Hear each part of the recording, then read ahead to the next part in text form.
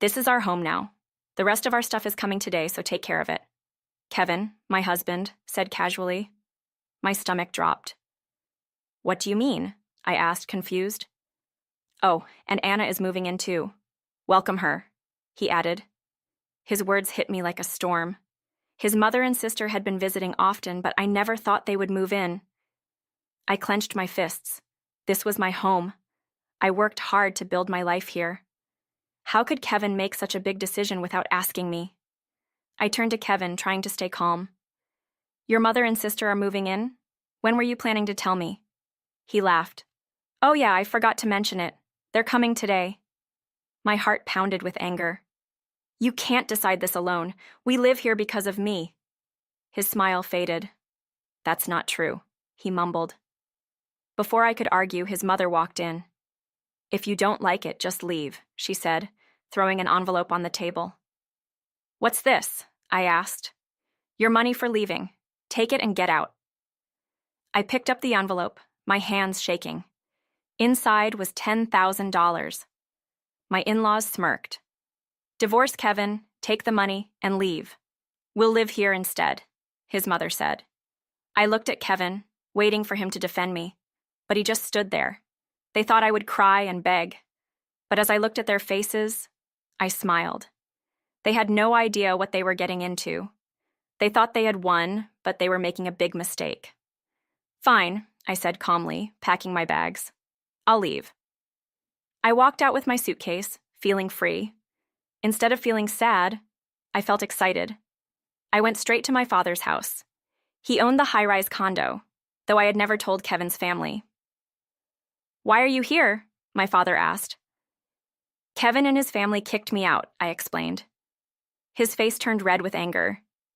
They want the condo? Let's teach them a lesson. I nodded. Let them think they won, then we'll make them suffer. My father agreed.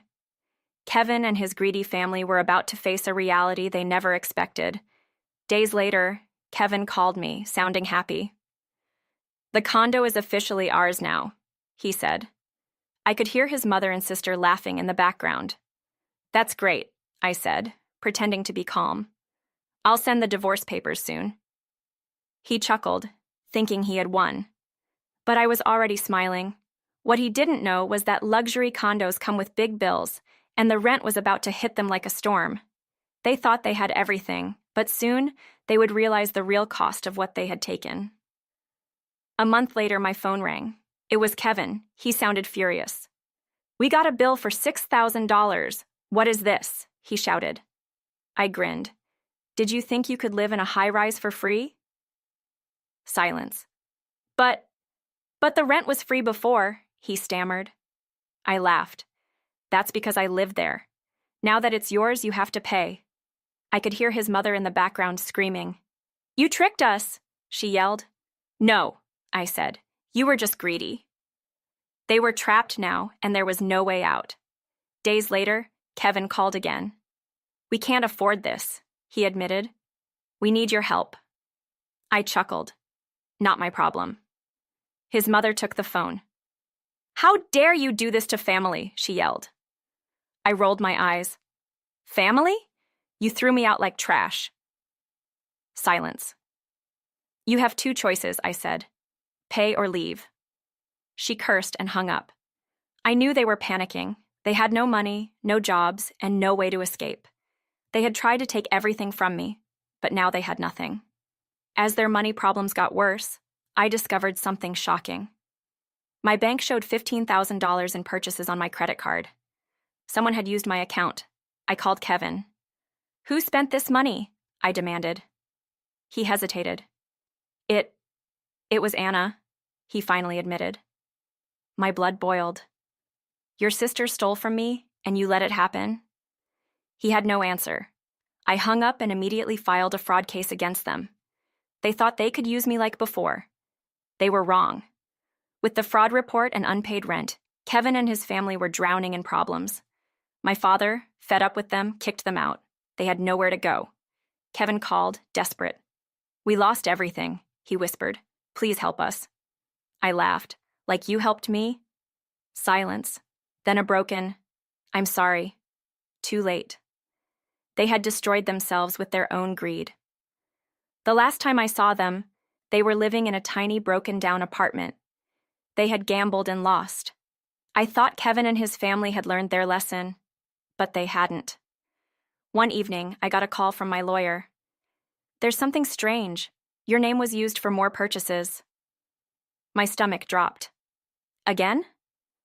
I checked my bank account and found even more charges: designer clothes, expensive electronics, and even a luxury trip, all in my name.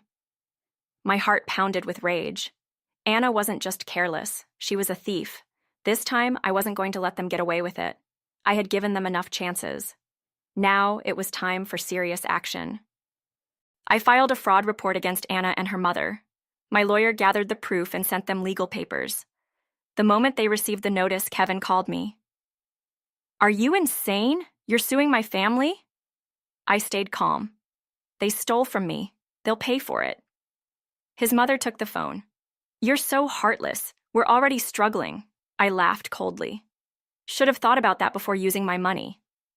They had no defense. They had lied, stolen, and cheated, thinking I would stay quiet. Now they were trapped. With no money and a lawsuit against them, Kevin's family had no choice but to leave the condo. My father had officially evicted them.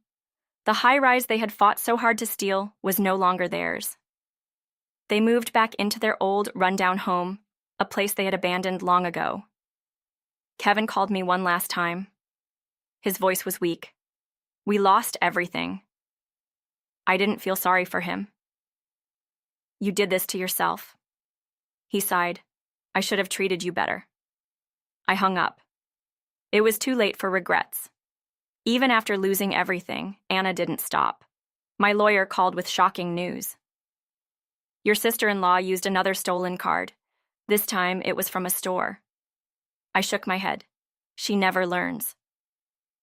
The store had filed a police report. That night, I saw the news. Anna had been arrested for theft. My mother-in-law must have been humiliated. She had spent years looking down on me, acting like she was better. Now, her own daughter was a criminal. Kevin didn't even try to call me. He knew it was over. With my divorce final, my money safe, and Kevin's family gone, I finally felt peace. No more insults, no more stress, just freedom. My father smiled. "You handled everything well." I nodded.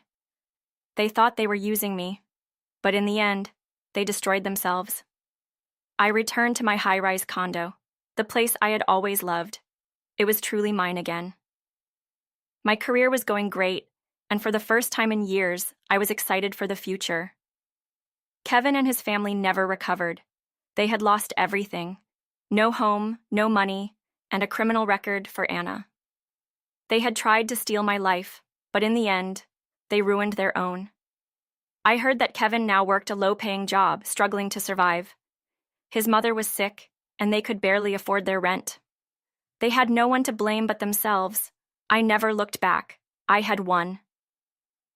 As I stood on the balcony of my condo, I took a deep breath. The city lights sparkled below. I was free. No more toxic people. No more betrayal. Just a new life, filled with happiness and success. My father walked in. "You deserve this, Sarah." I smiled. "I do." I had faced betrayal, greed, and cruelty, but I had come out stronger. The people who tried to destroy me were gone. I was finally